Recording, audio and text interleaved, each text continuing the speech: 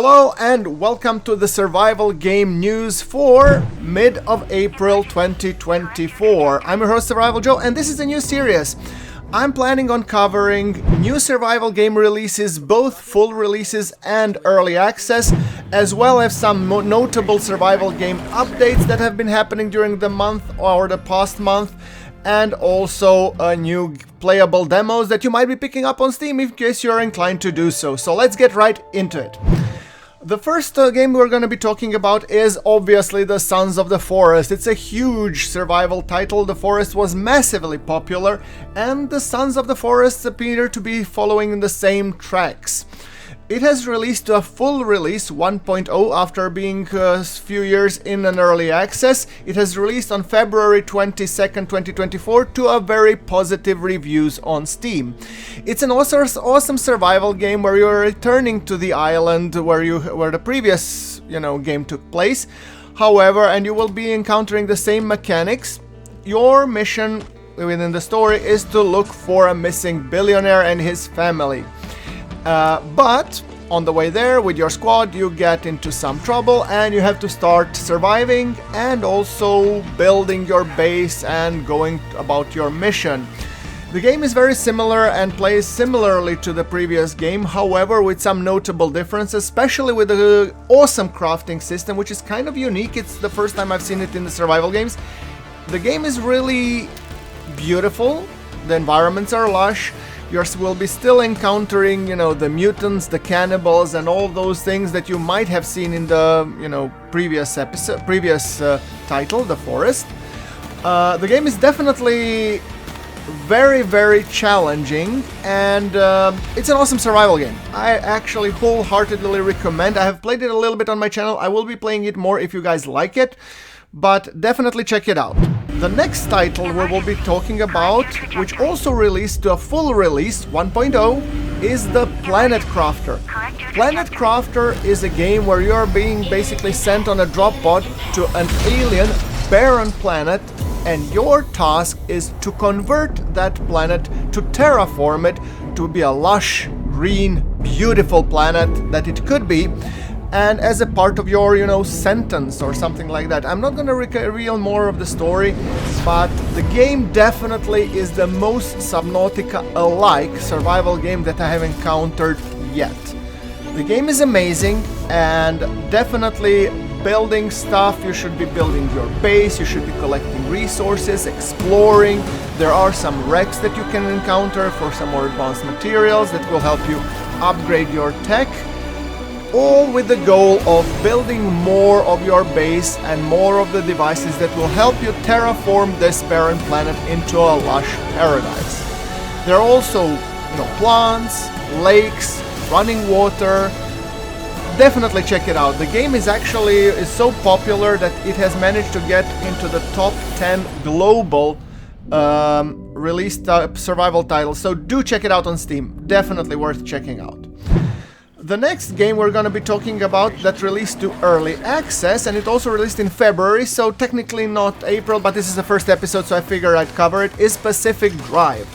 Pacific Drive it's an odd one. It's a fantastic survival, driving crafter, which also has elements of Rogue-lite.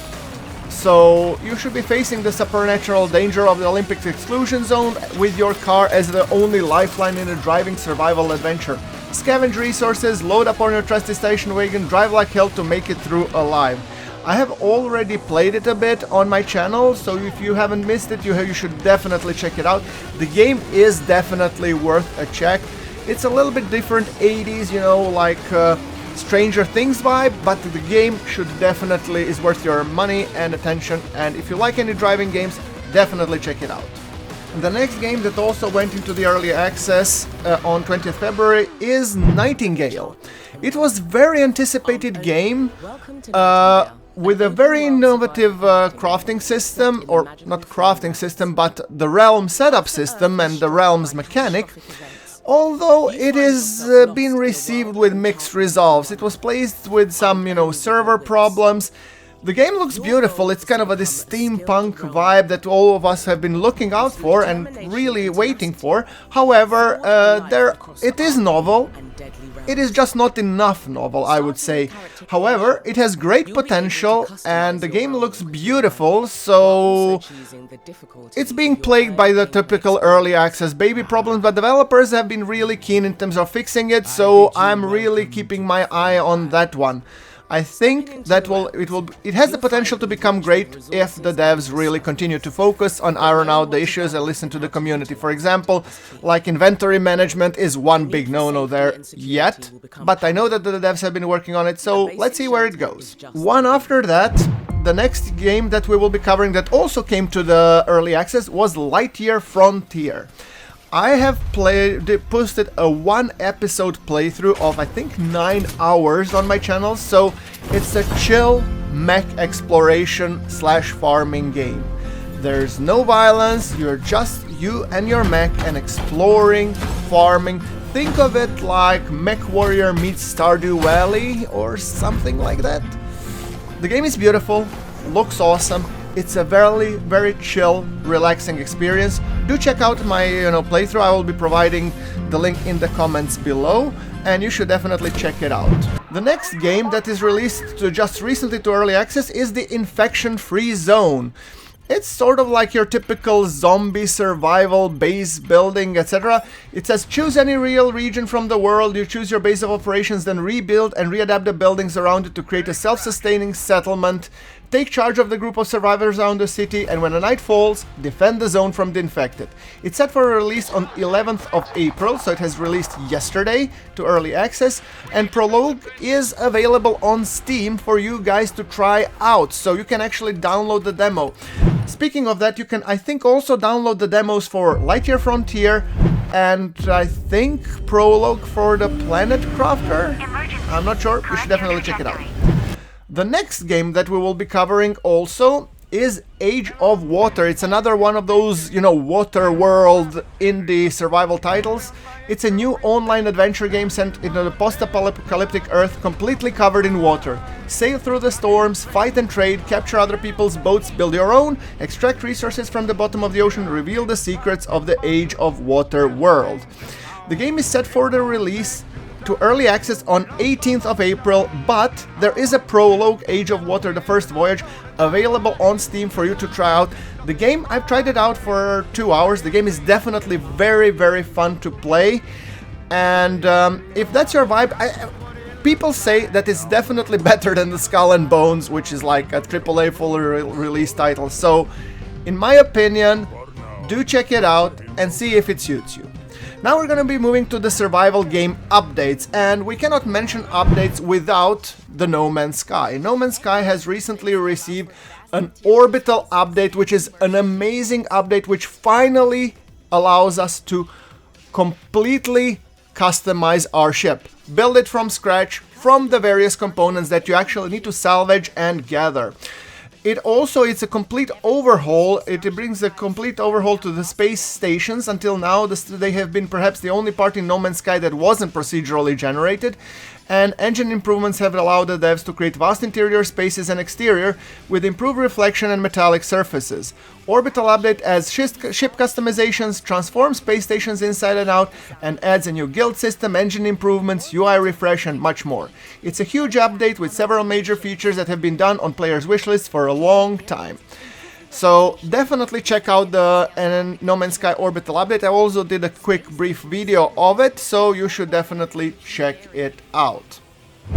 The next game that has received a substantial update is the Forever Skies. If you remember, this is Subnautica in the air, where you are building the airship and you're going about your business and trying to discover what happened to the world, where the world has been encompassed in the thick fog, and you're flying with your airship, which is also your mobile base high above it. It's beautiful, you should definitely check it out, and the recent update has added the Airship Gardening update, allowing you to basically grow your own, farm with plants and all that jazz. I have also hosted a playthrough on my channel. I will provide the links in the cards and in the comments below, so do check it out. definitely Forever Skies is shaping up to be the survival game that we should be looking out for. The next game that has also received update is, Pacific Drive, the game that we have just covered. Update 1.4.9 has introduced some much needed fixes requested by the community, so definitely, I mean, the devs are active and we already covered Pacific Drive, so I'm not gonna say too much about it. The next game that has been receiving multiple weekly updates is obviously Icarus. It is actually a fantastic survival game, set by the Rocketworks, the developers of Stationeers and DayZ. Or not DayZ, but Dean Hall, who has developed DayZ, is one of the minds behind Icarus. So they have been providing regular updates. I don't have the time to cover it as much. The game is amazing. It allows you to craft either single player or multiplayer on the alien planet of Icarus, which looks kind of familiar and requires a lot of survival mechanics, building your base, upgrading your tech so that you can, survive, gather resources, exotics, etc. The next game that I want to be talking about is Stationeers. The Stationeers is your typical base builder survival with a little bit cartoony feel to it. It's one of my favorite games of all times. It's like Space Station 13. It has been receiving really frequent major updates to the gameplay, and I think it's fantastic. On my main channel, Groundforks, I started a Let's Play series of the Stationeers on the moon.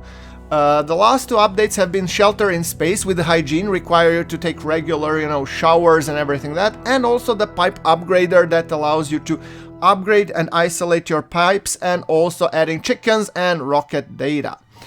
There have been several major updates in the past month: Mason Scanner, Pneumatic Drill Miner, Rocket, and much more. So the updates have been coming at an increased pace. There is one more notable mention that I want to say in terms of the survival game playable demos that are available, and the final one is Astrometrica.